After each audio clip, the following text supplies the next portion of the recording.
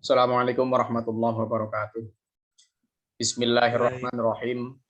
Alhamdulillahirabbil alamin wassalatu wassalamu ala asyrofil anbiya'i wal mursalin sayyidina wa maulana Muhammadin sallallahu alaihi wasallam wa ala alihi wa ashabihi ajmain amma ba'da.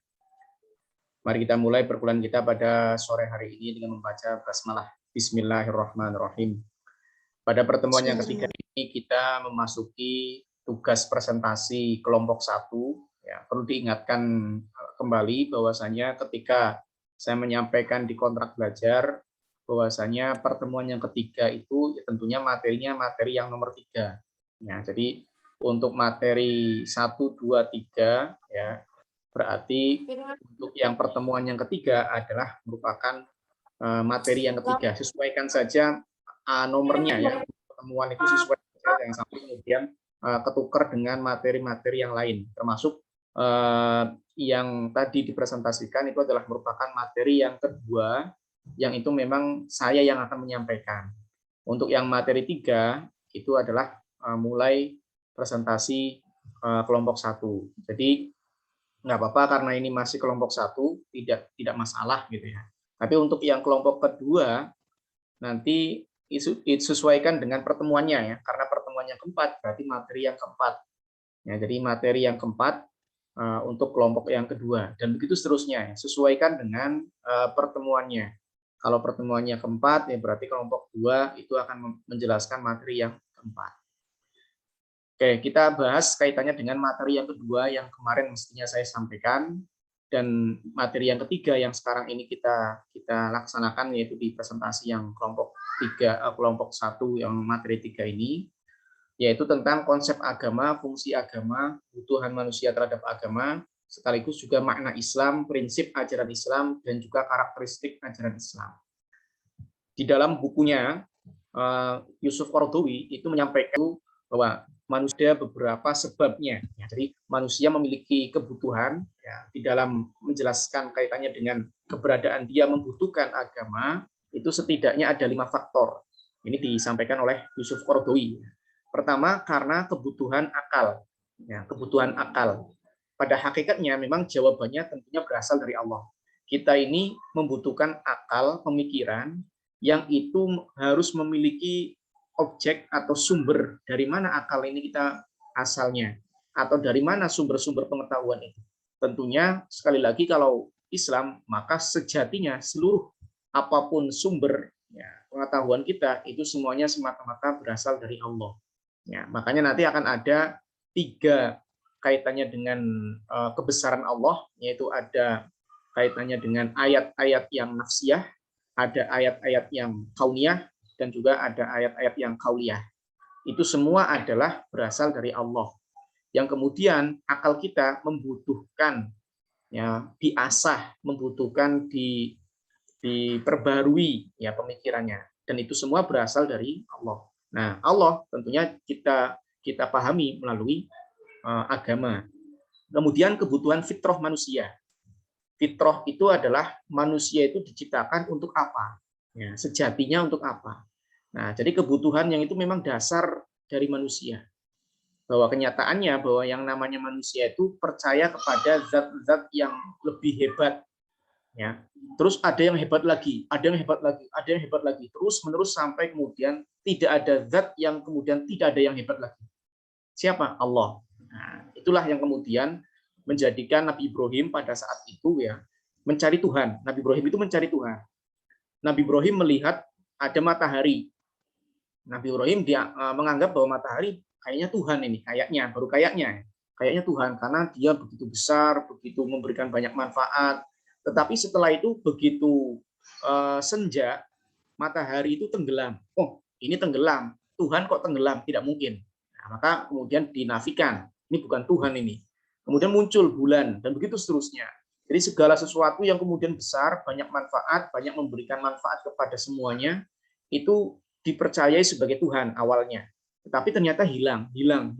Makanya nggak mungkin yang namanya Tuhan itu hilang. Nggak mungkin namanya Tuhan itu tidur. Makanya dalam ayat kursi kan disebutkan, Allahu la ilaha illa wal hayyul qayyum la ta'khudhuhu sinatu wala naum. Allah itu tidak terkena ngantuk, juga tidak terkena tidur.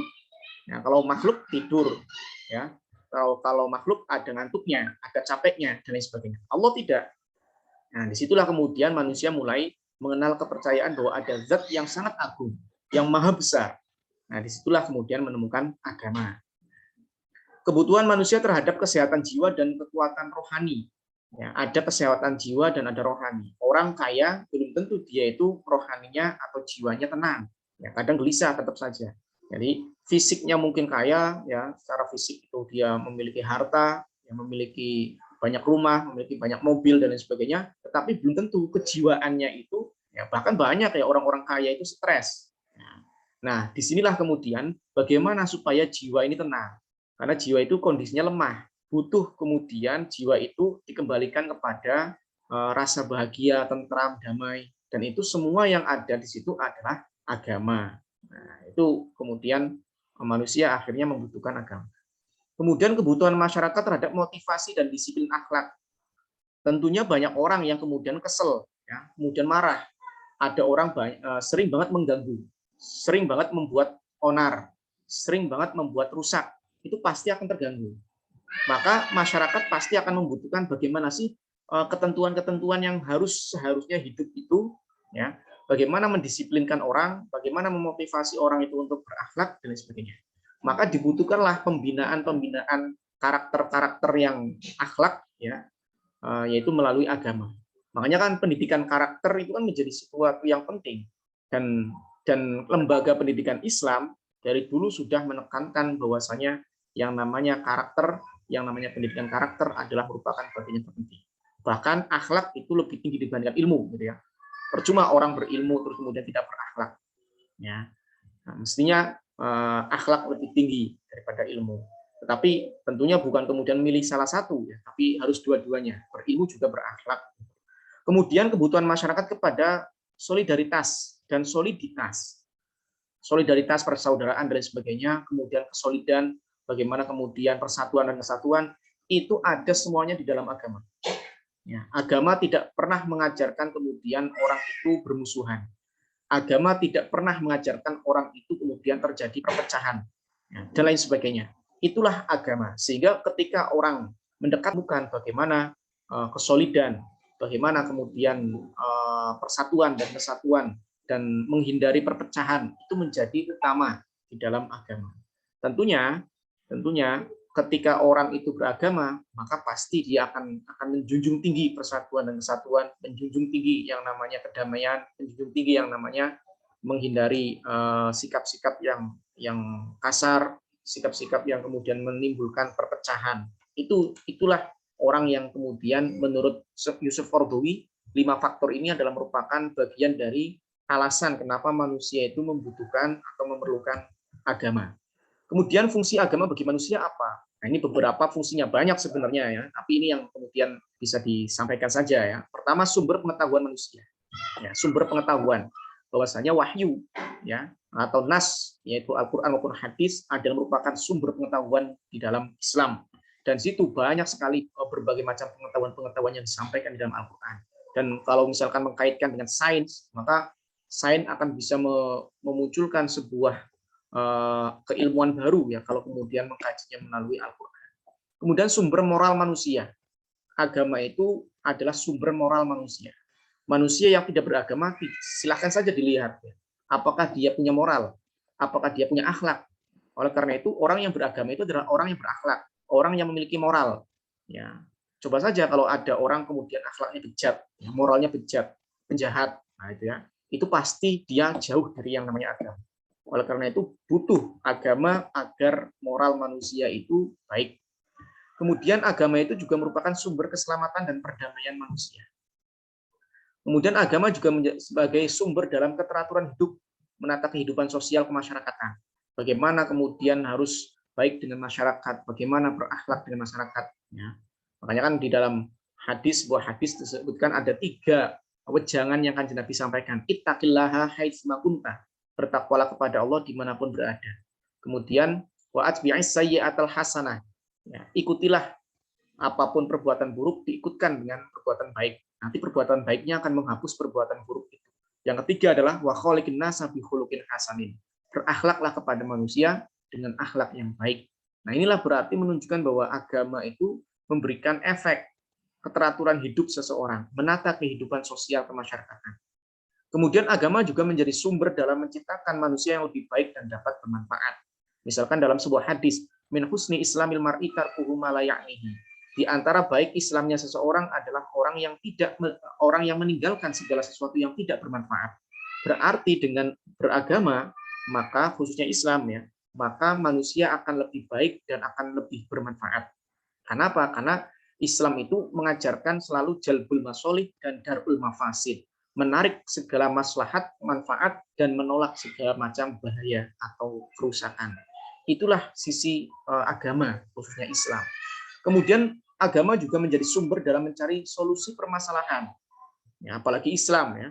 Ketika kita mencari permasalahan, mencari solusi permasalahan, tentunya Islam akan mengajarkan ya, bagaimana kemudian mencari solusi yang terbaik, mencari jawaban yang terbaik. Kemudian agama juga menjadi sumber inspirasi, ya, sumber inspirasi kita, sehingga kita menjadi orang yang baik, menjadi orang yang bermanfaat, itu terinspirasi oleh ajaran-ajaran agama. Agama juga menjadi tempat berkeluh kesah dan penyesalan. Ya, orang kemudian mungkin awalnya nakal, terus kemudian dia bertaubat, taubatnya menuju kemana? Agama. Nah itu tempat berkeluh kesah, tempat penyesalan bahwa dia sudah melakukan banyak kesalahan, banyak kekeliruan, banyak dosa dan sebagainya. Maka yang didatangi apa? Agama. Nah inilah yang kemudian fungsi agama itu kepada manusia. Sebenarnya masih banyak ya, tapi ya setidaknya beberapa hal inilah yang menjadi gambaran bahwa agama itu sangat penting bagi manusia. Kemudian selanjutnya kita masuk ke dalam Islam. Islam itu kalau kita tarik dalam bahasanya ya, itu adalah 3 huruf sebenarnya, sin, lam, dan mim. Nah, sin, lam, dan mim ini kemudian kita lihat ada banyak ungkapan-ungkapan yang di Al-Quran. Misalkan assalam yang artinya damai. Kemudian aslama yang artinya menyerahkan diri. Kemudian ada lagi istaslama yang artinya penyerahan diri secara total kepada Allah. Kemudian ada salim yang artinya adalah bersih dan suci, tidak cacat. Makanya ada kolbun salim, hati yang bersih, hati yang suci, tidak ada kecacatan, tidak ada penyakit-penyakit hati. Termasuk Islam. Nah, itu berarti dari berbagai macam bentuk lafaz-lafaznya itu mengarah kepada beberapa hal tadi, makna-makna yang tadi. Dan kalau kaitannya ada juga salam ya, salam. Salam itu selamat, sejahtera, assalamualaikum, itu kan kesejahteraan atasmu, keselamatan atasmu. Nah, itu berarti menunjukkan bahwa Islam itu adalah agama yang menyelamatkan dan memberikan kesejahteraan kepada hamba-hambanya atau umat-umatnya. Kalau kaitannya dengan istilah, tentunya Islam ini adalah artinya ketundukan. Ketundukan seorang hamba kepada wahyu ilahi yang diturunkan kepada nabinya, khususnya Nabi Muhammad. Ya, dijadikan sebagai pedoman hidup, ya, sebagai aturan-aturan hidup yang kemudian akan menuju pada jalan yang lurus dan menuju kebahagiaan dunia dan akhirat. Itu kalau kaitannya dengan istilah. Ya. Kemudian selanjutnya kaitannya dengan bahwa secara istilah tadi, Islam itu beberapa hal tentunya memberikan efek. Ya, Islam sebagai wahyu pertama. Islam pada hakikatnya dijadikan sebagai risalah para nabi. Nanti bisa dilihat di masing-masing PPT-nya ya. Kemudian ini beberapa nabi-nabi yang lain juga sebenarnya menyebutkan Islam. Di dalam ayat Al-Quran itu ada bahasa-bahasa Islam yang kemudian ada pada nabi-nabi yang lain. Hanya saja mungkin Islam yang lebih rinci atau penamaannya itu lebih spesifik itu ada pada zaman Nabi Muhammad. Kemudian kaitannya dengan Islam itu sebagai pedoman dan panduan hidup. Kita ini membutuhkan tadi seperti saya sampaikan tadi ya bahwa agama menjadi sesuatu yang penting dalam kehidupan manusia. Nah, agar kemudian manusia mencapai sesuatu yang baik, ya, sesuatu yang bermanfaat, ya, sukses dunia dan akhirat, maka kembali kepada agama. Dan bagi kita, agama Islam adalah merupakan agama yang benar, ya, dan merupakan panduan hidup kita agar kemudian menjadi langkah kita untuk menuju kepada kebaikan dan kebahagiaan dunia dan akhirat. Kemudian selanjutnya Islam juga mengarahkan manusia ke jalan yang lurus. Islam juga menuju ke orientasi kebahagiaan dunia dan akhirat, tidak hanya dunia saja, tidak hanya akhirat saja, tetapi seimbang, ya, seimbang. Makanya kalau misalkan Febi itu kan kalau dikaitkan itu kan duniawi banget gitu ya. Fakultas Ekonomi dan Bisnis Islam itu kan duniawi banget. Mana sisi akhiratnya? Harus ada. Jangan sampai dunianya saja. Atau jangan sampai kemudian akhiratnya saja. Ya, kayak misalkan pesantren yang murni, nyel, mengajarkan hanya akhirat saja. Ya, maka juga perlu ada dunianya. Oleh karena itu, Islam mengajarkan bagaimana orientasi kebahagiaan dunia dan akhirat. Dengan bukti ayatnya itu kan aqimus shalah wa atuz zakah. Aqimus shalah menandakan bahwa itu adalah akhirat, ya. Kemudian atuz zakah ini menandakan pada dunia, ya, yaitu penunaikan zakat, ditunaikan zakatnya, dikeluarkan zakatnya untuk siapa? Ya untuk orang. Ya, ini kan berarti secara sosial tentunya, arahnya ke duniawi. Oleh karena itu kebahagiaan dunia dan akhirat. Selanjutnya, ruang lingkup ajaran Islam. Ajaran Islam itu ada 3 hubungan yang harus ditata, yaitu hablum minallah, hubungannya dengan Allah. Ya. Ajaran Islam itu ada hubungannya dengan Allah. Nah, bagaimana kemudian kita berhubungan dengan Allah? Ya, kita tentunya memahami beberapa ilmu-ilmu yang menjelaskan tentang hubungan dengan Allah. Ada kajian-kajian yang kaitannya dengan hubungan dengan Allah, fikih ibadah, ilmu tauhid dan lain sebagainya. Ya. Kemudian ada hablum minan nas, hubungan dengan manusia, ya, antar sesama, fikih muamalah, fikih munakahat, fikih jinayah, waris dan lain sebagainya. Itu adalah merupakan hubungan antar manusia dan Islam mengajarkan tentang itu. Ya, kebaikan kita dengan sesama, ya, kebaikan kita dengan orang lain. Itu adalah merupakan ajaran-ajaran yang diajarkan oleh Islam. Jadi ruang lingkupnya itu sangat, walaupun 3 hubungan ini tapi sangat luas. Yang ketiga adalah hablum minal alam, hubungan dengan alam semesta, pelestarian alam, ada pertanian, ada kehutanan, ada perikanan, ada peternakan, dan begitu seterusnya. Inilah disebut yang kemudian menjadi bagian dari ruang lingkup ajaran Islam. Tidak hanya nyel, murni, hablum minallah saja, ibadah saja, tidak. Tetapi ada hablum minan nas. Makanya di dalam Al-Quran, innas sholata tanha anil fahsya'i wal munkar. Sholat itu mampu memberikan efek kepada pelakunya, sehingga menjadi orang yang menghindari perbuatan keji dan mungkar. Sholat itu sejatinya adalah hablum minallah, hubungan dengan Allah. Tetapi ternyata efeknya, dampak dari orang yang sholat itu mampu membangun hablum minan nas menjadi baik. Ya, karena apa? Karena dengan sholat dia akan terhindar dari perbuatan keji dan perbuatan mungkar. Dan itu tentunya perbuatan keji dan mungkar ini bisa hablum minan nas, bisa juga hablum minal alam. Ya, tidak berbuat mungkar kepada alam, tidak merusak alam, tidak membuang sampah sembarangan, tidak mengotori dan begitu seterusnya. Ini adalah ruang lingkup ajaran Islam, walaupun 3 hubungan, tapi itu sangat menyeluruh sekali. Ya, dalam aspek kehidupan kita tentunya tidak ada yang lepas dari hal 3 hubungan ini. Kemudian selanjutnya misi keislaman sekarang ya. Misi keislaman itu apa? Misi keislaman itu adalah konsep ukhuwah dalam Islam. Ada konsep ukhuwah. Ukhuwah ada ukhuwah Islamiyah, persaudaraan sesama umat Islam. Ya, ini adalah merupakan modal untuk melakukan pergaulan sosial sesama umat Islam. Ya. Kemudian ada ukhuwah watoniyah, ya, persaudaraan dalam ikatan kebangsaan, ya, kenegaraan. Ada sesuatu pergaulan sosial di berbagai bangsa, ya, itu ada ukhuwah watoniyah. Ya. Kalau yang seperti ini tidak peduli Islam ataukah non Muslim, ya. Kalau sesama bangsa, sesama warga negara, maka itu ada persaudaraannya. Kemudian ada ukhuwah basyariah, ya. Ini juga sama, tidak peduli agamanya, tidak peduli negaranya juga, karena ini secara umum bahwa kita ini adalah sama-sama manusia, sama-sama ciptaan Allah, sama-sama manusia, sama-sama jenis manusia, ya, makhluknya Allah. Maka tentunya harus saling bersaudara, ya, jangan kemudian terpecah belah. Ya. Inilah yang kemudian dituntut oleh misi keislaman, bahwa Islam itu adalah agama kedamaian. Tidak hanya kedamaian dalam sisi hubungan keislamannya saja, tetapi juga hubungan watoniyah, yaitu sesama bangsa dan negara, bahkan sampai menyeluruh, yaitu ukhuwah basyariah, karena kita adalah sesama makhluk Allah, karena kita sama-sama manusia, sehingga butuh adanya persaudaraan. Disinilah kalau kita memahami misi keislaman yang seperti ini, tentunya tidak ada yang namanya perpecahan, semuanya dianggap bersaudara semuanya. Inilah yang kemudian menjadikan Islam itu menjadi negara agama yang mendamaikan, bukan merusak, bukan menteror, bukan. Ya, inilah misi keislaman kita dalam berislam ini. Oleh karena itu kita harus memahami bahwa misi keislaman itu harus seperti ini. Jangan sampai kita terkecoh ya dengan berbagai macam pandangan-pandangan keislaman yang sifatnya itu lebih keras gitu ya, sehingga tidak ada ukhuwah sama sekali ya, sehingga ada saudara kita yang watoniyah, tetapi karena memang bukan Islam, kita serang, kita hancurkan tempat ibadahnya, kita ganggu dan kita hina dan begitu seterusnya. Itu yang tidak boleh. Maka berarti orang itu belum mencapai pada misi keislaman, yaitu berupa konsep ukhuwah.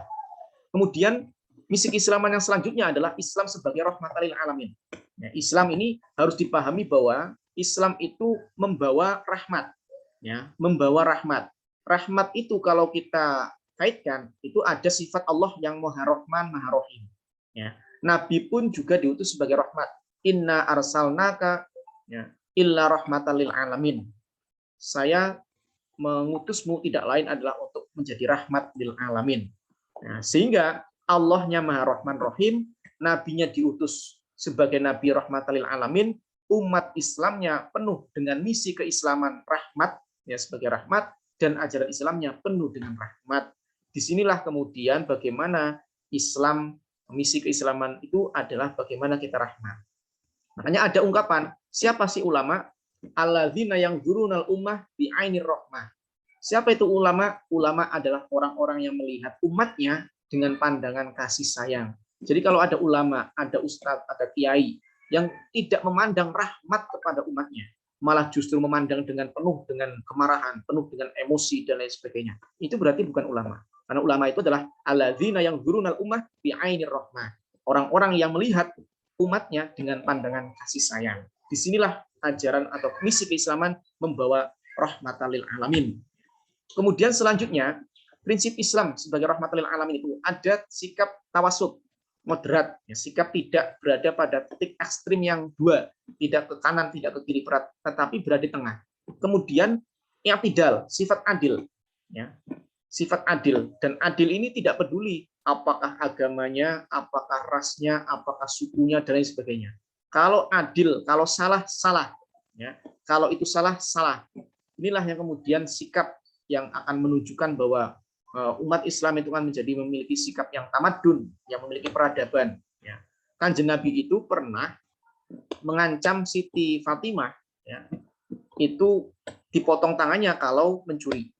Jadi pada awalnya kayak gini, ada sahabat yang kemudian melobi Kanjeng Nabi. Kanjeng Nabi ini ada peristiwa pencurian, tetapi orang yang mencurinya pelakunya adalah tokoh, anaknya presiden lah misalnya, atau anaknya gubernur gitu ya. Ini tokoh, anaknya tokoh. Ini kalau misalkan dipotong tangannya, ini akan heboh, ya, akan heboh. Gimana Kanjeng Nabi? Terus Kanjeng Nabi menyampaikan, Fatimah putri saya kalau saja dia mencuri akan saya potong tangannya. Dalam artian bahwasanya siapapun yang salah, siapapun itu kesalahan itu dilakukan oleh siapapun, tidak ada yang kemudian dilobi. Kalau salah, ya salah. Siapapun itu, keturunannya siapapun. Kalau salah, tetap salah. Itulah sikap adil namanya. Itulah sikap adil. Dan disinilah Islam harus mengatakan seperti itu. Ya, kalau ulama itu salah, salah. Ya, bahkan itu kalau misalkan itu keturunan Nabi, Habib misalkan, salah, salah. Ya, kalau itu salah, melanggar, ya tetap melanggar. Jangan kemudian yang melanggar dikatakan tidak karena gara-gara keturunan Nabi, tidak. Bahkan kan Nabi mengancam Siti Fatimah. Siti Fatimah itu adalah ibundanya para habaib, ya. Ibundanya para habib itu kan Siti Fatimah. Siti Fatimah dengan sobat Ali sampai ke bawahnya itu kan keturunannya adalah Habib. Nah, itu aja sih diancam oleh Kanjeng Nabi kalau misalkan mencuri akan dipotong tangannya. Inilah menunjukkan bagaimana sikap Nabi itu adil terhadap apapun yang kaitannya dengan hukum, misalkan seperti itu. Inilah gambar prinsip Islam sebagai rahmatan lil alamin. Kemudian inti ajaran Islam adalah jalbul masolih, darul mafasid. Jalbul masolih itu menarik kemaslahatan. Darul mafasid itu menolak madharat, menolak kerusakan. Apapun itu yang kita katakan, yang kita ucapkan, itu harus senantiasa memikirkan dua hal ini. Apakah yang kita katakan, apakah yang kita lakukan itu bisa menarik kemaslahatan, apakah bermanfaat, dan apakah juga menghindarkan pada madharat, pada kerusakan. Ini harus selalu diperhatikan, karena ini inti ajaran Islam. Selalu menarik segala kemaslahatan, kemanfaatan. Jadi tidak ada yang dilakukan oleh umat Islam yang dikatakan agama berasal dari ajaran Islam itu tidak mungkin kalau tidak bermanfaat. Pasti bermanfaat kalau itu ada berasal dari agama. Pasti bermanfaat. tetapi juga satu sisi juga darul mafasid. Ya, menolak bahaya, menolak kerusakan dan itu seterusnya. Itu inti ajaran Islam. Kemudian kalau kita lihat ada yang karakter orang Muslim itu ada Hasan atau Solih. Hasan atau Solih ini adalah merupakan kebaikan untuk dirinya sendiri. Ya, tetapi kalau sampai pada muhsin, maka dia akan tidak hanya perhatian kepada dirinya sendiri, tetapi juga mendapatkan kebaikan. Jadi ada kebaikan. Jadi yang baik adalah kita baik dan juga kebaikan kita bisa memberikan efek kepada orang lain. Itu yang terbaik. Jangan sampai kemudian kebaikan kita hanya untuk kita saja. Misalkan ada orang ibadahnya rajin banget, hubungan dengan Allahnya rajin, tetapi tidak pernah kemudian dia baik dengan sesama manusia. Dia selalu mengejek, selalu menghina dan lain sebagainya. Padahal ibadahnya rajin, luar biasa. Ya, tetapi dia tidak bisa memberikan efek kebaikan itu kepada orang lain. Ya, disinilah, jadi harus dua. Ya, kita bisa pribadi kita baik dan kebaikan selanjutnya yang kaitannya dengan kebaikan ini ya di dalam sejarah Kanjeng Nabi itu dalam sejarah Kanjeng Nabi itu dikenal sebagai orang atau yang gelar Al-Amin, ya, dikenal dengan gelar Al-Aminnya itu ketika Kanjeng Nabi belum menjadi nabi. Bahwa Kanjeng Nabi itu memiliki gelar Al-Amin itu sebelum menjadi nabi. Tetapi setelah menjadi nabi, ternyata gelar Al-Amin ini seakan-akan hilang ya. Jadi orang-orang kafir Quraisy itu menyebutkan Kanjeng Nabi Al-Amin itu sebelum Kanjeng Nabi menjadi nabi. Tetapi setelah menjadi nabi itu menjadi hilang. Kenapa? Karena antara solih dengan muslih, kalau solih tadi saya sampaikan bahwa solih itu adalah kebaikan yang hanya ada pada dirinya saja, internalnya saja. Tetapi kalau muslih itu sudah sampai peduli dengan kebaikan orang lain. Makanya amar ma'ruf nahi mungkar ini ada di posisi muslih, baik dalam dirinya sendiri dan juga menginginkan kebaikan itu ada di orang lain. Jadi menginginkan orang lain itu juga baik. Ya, peduli bagaimana ini memikirkan kok orang lain kok masih buruk ya, bagaimana kemudian diajak baik. Itu namanya amrun bil ma'ruf wa nahyun 'anil munkar. Hanya saja muslih itu dampaknya ya, ini dampaknya kalau solih itu yuhibbun nas, disukai oleh manusia.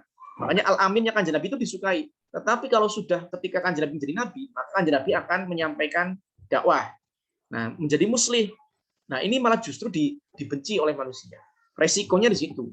Kalau kita pengen amannya ya soleh, tetapi itu kurang baik.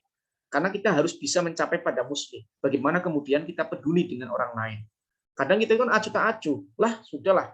Yang penting saya bisa masuk surga. Yang lainnya silakan. Nah, kemudian diajak kok malah marah-marah orang lainnya.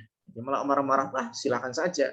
Tapi kalau kita terus punya sikap muslih, walaupun orang lain menolak, tetap kita ajak. Bagaimana caranya nih? Pokoknya orang lain juga harus baik. Bagaimana kemudian kepedulian itu. Dan itu dinyatakan oleh Kanjeng Nabi. Kanjeng Nabi itu dikatakan Al-Habibul Mustafa, itu qoblal bi'tsah, sebelum Kanjeng Nabi itu diutus menjadi nabi. Ya. Dan kaumnya mencintai Kanjeng Nabi karena Kanjeng Nabi soleh. Ya, orang baik. Tetapi walakin lama ba'atsahullah soro muslihan. Tetapi setelah Kanjeng Nabi menjadi Nabi Muhammad, menjadi nabi, seorang nabi, maka kemudian Kanjeng Nabi menjadi muslih. Nah, karena menjadi muslih, maka Kanjeng Nabi peduli dengan orang lain.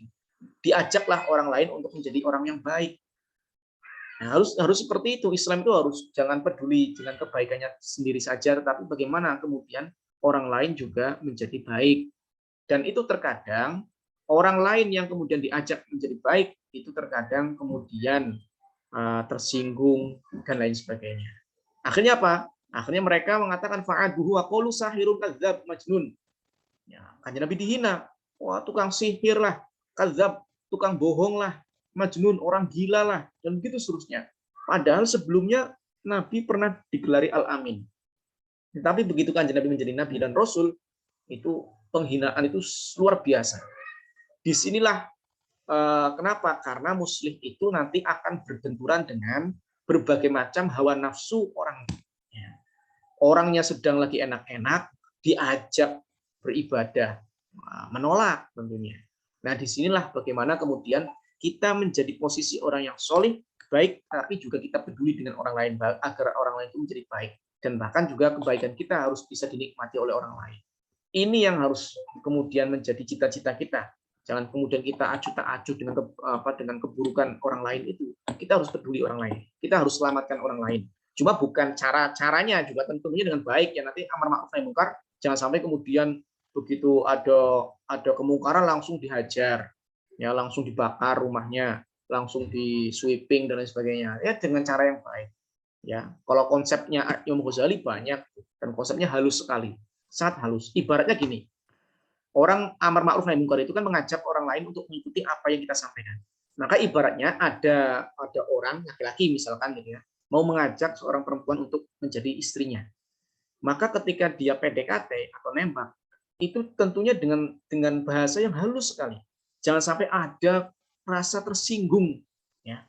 Sehingga dia mencari cara bagaimana supaya diterima, supaya dia mengikuti apa yang saya ajak, supaya dia itu tidak tersinggung. Bahasanya akan sangat halus sekali. Ya, tetapi kalau bahasanya kasar, mungkin kalau kemudian dia akan ikut dengan apa yang kita sampaikan. Ibaratnya seperti itu. Ya, dakwah itu seperti itu. Sehingga dengan bahasa yang baik, dengan bahasa yang tentunya mengajak dengan cara yang baik. Nah, kemudian Luqmanul Hakim itu pernah berwasiat kepada anaknya, putranya, dengan sabar ketika mendorong akan ya bunayya aqimis sholata wa'mur bil ma'ruf wanha 'anil munkar wasbir. Nah, di situ. Wahai anakku, dirikanlah sholat, menjadi orang soleh. Kemudian tidak hanya itu, wa'mur bil ma'ruf, perintahlah kebaikan kepada orang lain, cegahlah kemungkaran. Dan setelah itu disuruh apa? Wasbir alama asobat, sabarlah atas apa yang nanti akan kamu terima. Ini berarti menunjukkan bahwasanya nanti kalau kamu melakukan amar ma'ruf nahi munkar, itu akan banyak orang yang bisa jadi tersinggung. Ya, tetapi sabarlah di situ, sabar, jangan emosi, jangan kemudian dengan cara-cara yang buruk dan begitu seterusnya. Nah, disinilah kemudian diajak Kanjeng Nabi bagaimana kemudian cara dakwahnya itu kan diletek, dihina, bahkan dilempari kotoran, dilempari batu. Kanjeng Nabi tidak pernah marah. Kenapa? Karena tadi bagaimana kemudian mengajak itu adalah dengan kasih sayang. Seperti yang tadi saya sampaikan, ada seorang laki-laki yang ingin mengajak seorang perempuan untuk mengikuti dia dan menjadi istrinya dengan ajakan, dengan ucapan yang sangat halus. Itulah kepedulian Islam. Tidak hanya kepedulian untuk dirinya sendiri, tetapi juga peduli kepada orang lain. Makanya para ulama itu apa? Pengennya mengajar supaya apa? Supaya orang lain itu menjadi baik, agar supaya orang lain itu menjadi orang yang soleh, menjadi anak-anak yang soleh, dan dengan penuh tulus ikhlas. Ya, mengajarnya terus ikhlas, kemudian sabar dan begitu seterusnya. Itulah cara-cara yang menjadi sempurna ketika kita berislam. Oleh karena itu sekali lagi bahwa ada fungsi agama yang kemudian menjadi kental, yang harus menjadi dasar manusia dalam melaksanakan kehidupan ini ya tentunya dengan agama, mendekati agama. Dan ada misi keislaman tadi, ada ukhuwah, ada rahmatal lil alamin, dan kemudian ada konsep bagaimana orang Islam itu harus senantiasa bermanfaat, bermaslahat, dan menghindari segala macam kerusakan. Mungkin itu materi yang dapat saya sampaikan, materi kedua dan ketiga. Ya, ini adalah materi kedua dan ketiga ya. Untuk minggu depan kelompok kedua silakan materi yang keempat ya, jangan materi yang ketiga karena ketiga